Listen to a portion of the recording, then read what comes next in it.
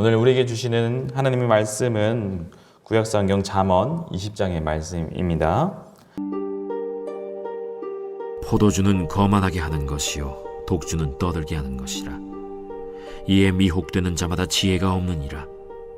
왕의 진노는 사자의 부르짖음 같으니 그를 노하게 하는 것은 자기의 생명을 해하는 것이니라. 다툼을 멀리하는 것이 사람에게 영광이거늘 미련한 자마다 다툼을 일으키느니라. 게으른 자는 가을에 밭 갈지 아니하나니 그러므로 거둘 때에는 구걸할지라도 얻지 못하리라. 사람의 마음에 있는 모략은 깊은 물 같으니라. 그럴지라도 명철한 사람은 그것을 길어내느니라. 많은 사람이 각기 자기의 인자함을 자랑하나니 충성된 자를 누가 만날 수 있으랴. 온전하게 행하는 자가 의인이라. 그의 후손에게 복이 있느니라. 심판 자리에 앉은 왕은 그의 눈으로 모든 악을 흩어지게 하느니라. 내가 내 마음을 정하게 하였다. 내 죄를 깨끗하게 하였다 할 자가 누구냐. 한결같지 않은 저울추와 한결같지 않은 되는 다 여호와께서 미워하시느니라.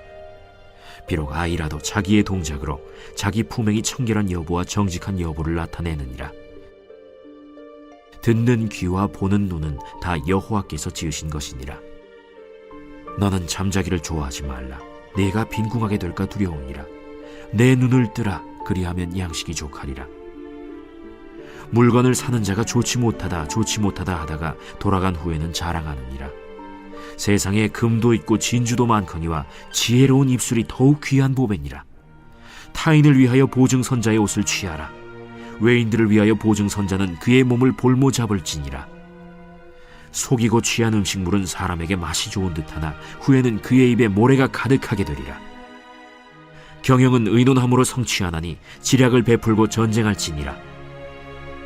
두루 다니며 한담하는 자는 남의 비밀을 누설하나니 입술을 벌린 자를 사귀지 말지니라. 자기의 아비나 어미를 저주하는 자는 그의 등불이 흑암 중에 꺼짐을 당하리라.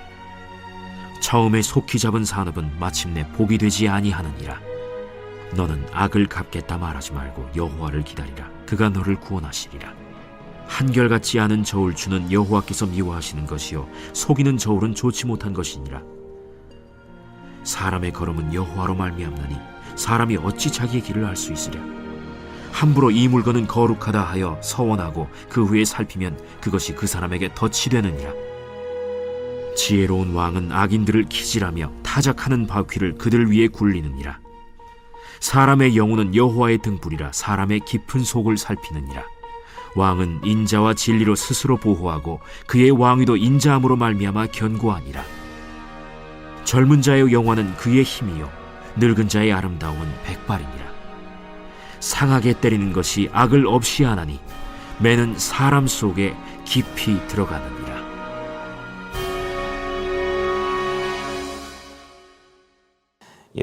지혜로운 삶은 어떤 삶일까요? 하나님 앞에서 경건한 삶을 살아가는 것이라 할 수 있습니다. 그래야 오늘 본문의 말씀은 하나님 앞에서 경건한 삶을 살도록 교훈하는 말들로 이루어져 있습니다. 솔로몬은 이 교훈을 통하여서 하나님 앞에 지혜로운 자의 삶으로 살아갈 것을 오늘 우리에게도 도전을 주고 있지요. 먼저 1절에서 4절까지의 말씀은 지혜롭지 못한 우매한 자의 악행에 대한 교훈을 말하고 있습니다.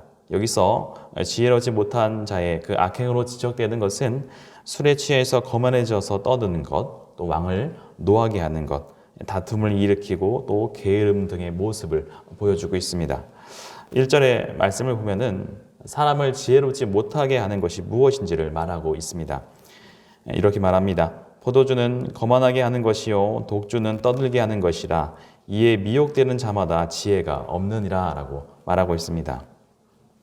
솔로몬은 그 음주의 대표적인 문제를 지적하고 있습니다. 이를 지혜와 연관시키고 있지요.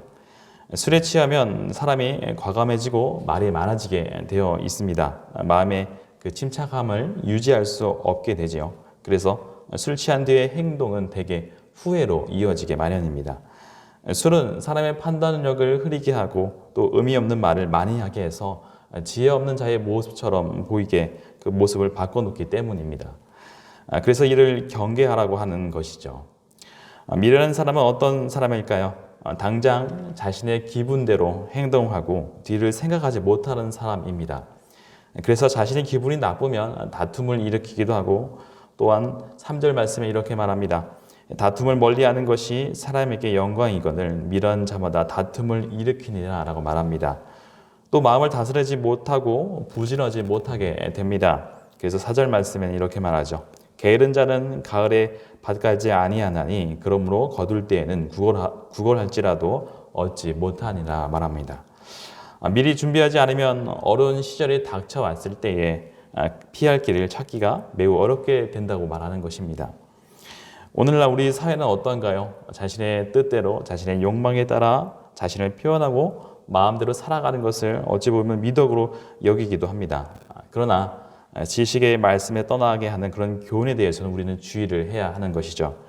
절제하고 말씀을 따르는 삶이 세상에서 살아갈 때 볼 때는 미련한 것처럼 보이고 또 어리석게 보일 수도 있습니다. 하지만 그것이 아니죠. 하나님 말씀의 훈계를 따르는 삶이 어찌 보면은 오늘 말하는 것처럼 더욱 지혜롭고 또 하나님 모습 앞에 정직한 삶이 될 것이라 오늘 말하고 있습니다. 이제 5절에서 8절까지의 말씀은 겉과 속이 다른 사람들의 마음에 대해서 말을 하고 있습니다. 사람의 겉모습과 달리 속마음이나 그 의도는 우리가 알아차리기가 쉽지 않습니다. 겉으로는 충성을 이야기하면서도 언제든지 속으로는 생각이 다를 수도 있는 것입니다. 그래서 솔로몬은 6절 말씀에 이렇게 말합니다. 많은 사람이 각기 자기 인자함을 자랑하나니 충성된 자를 누가 만날 수 있으랴라 말합니다.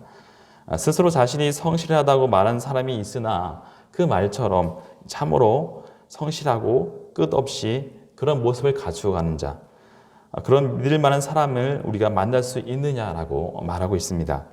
온전하게 행하는 사람이어야 복이 있다라고 말하는 것이죠. 진실은 언제나 밝혀지게 마련입니다. 온전하게 행하는 사람이어야 복이 있다고 말하는 것이죠. 진실하지 못한 것은 결국 탄로가 나기 때문입니다. 겉으로만 자신을 꾸미고 또 그것이 영원하길 바랄 수는 없습니다. 그래서 11절 말씀에 이렇게 말합니다. 비록 아이라도 자기의 동작으로 자기의 품행이 청결한 여부와 정직한 여부를 나타내느니라 라고 말합니다.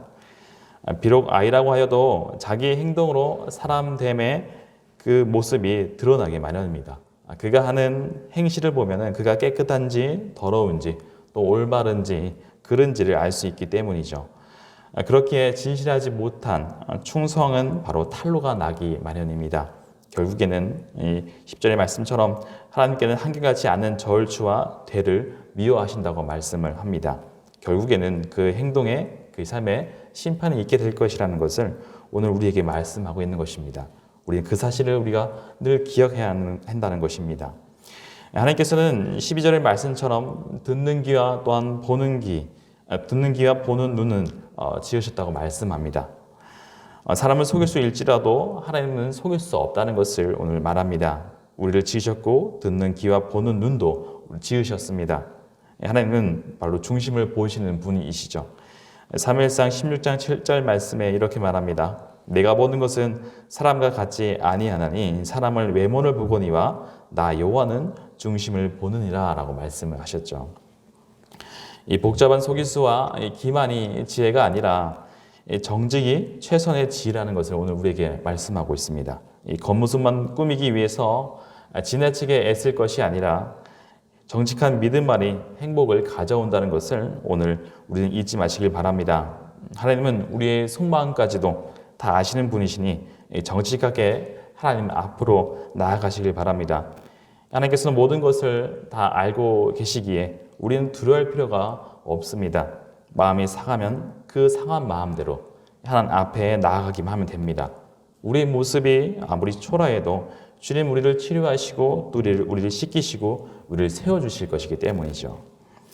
이제 본문은 지혜로운 자가 추가해야 할 것이 무엇인지를 실제적인 신뢰를 들어서 교훈을 하고 있습니다.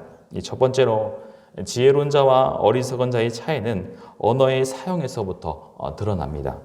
15절의 말씀에 이렇게 말하죠. 세상에 금도 있고 진주도 많거니와 지혜로운 입술이 더욱 귀한 보배니라 라고 말합니다. 잠언의 곳곳에는 이 지혜로운 입술에 대한 말씀이 참 많이 나오고 있습니다. 이것이 자주 반복되는 이유는 무엇일까요? 그 입술의 지혜를 갖는 것이 그만큼 어렵기 때문에 그렇게 말하고 있는 것이 아닐까 생각을 합니다. 언어는 마음에 담겨 있는 것을 표현하는 도구라고 말합니다. 어떤 말을 우리가 뿌리느냐에 따라서 어떤 말을 하느냐에 따라서 복된 열매를 맺기도 하고 또 죄악과 파멸의 열매를 맺기도 합니다. 그만큼 말의 중요성은 우리의 언어 생활은 바로 이 추수의 법칙을 따른다는 것을 말씀하고 있는 것이죠. 우리가 심는 대로 그 열매를 거두기 때문입니다. 우리 마음에 가득한 것을 입으로 말하게 되어 있습니다. 그렇기에 우리의 마음을 하나님의 말씀과 하나님의 지혜로 채우시길 바랍니다. 우리 언어 생활을 점검해보고 우리가 사람들에게 평안과 기쁨에 주는 말을 하고 있는가를 우리는 살펴보고 그런 말을 하기 위해 노력을 해야 한다는 것이죠.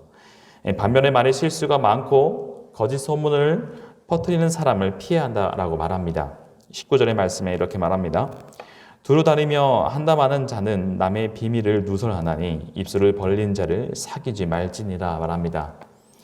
지혜로운 자는 언어 생활에서 주의할 뿐만 아니라 말로 해를 입히는 어리석은 자와 어울리지 않는 것이라고 오늘 말하죠. 그것이 지혜로운 자의 삶의 방식이라고 오늘 말하고 있습니다. 두 번째로는 하나님의 때를 기다리는 지혜가 필요합니다. 지혜로운 자는 원통하고 아무리 억울한 일을 당했을 때에 자신에게 피해를 입힌 자에게 직접 보복을 하는 대신에 하나님께서 보응해 주실 것을 기다리는 자라고 말합니다. 본문 22절의 말씀이 이렇게 말하죠. 너는 악을 갚겠다 말하지 말고 여호와를 기다리라. 그가 너를 구원하시리라 말합니다.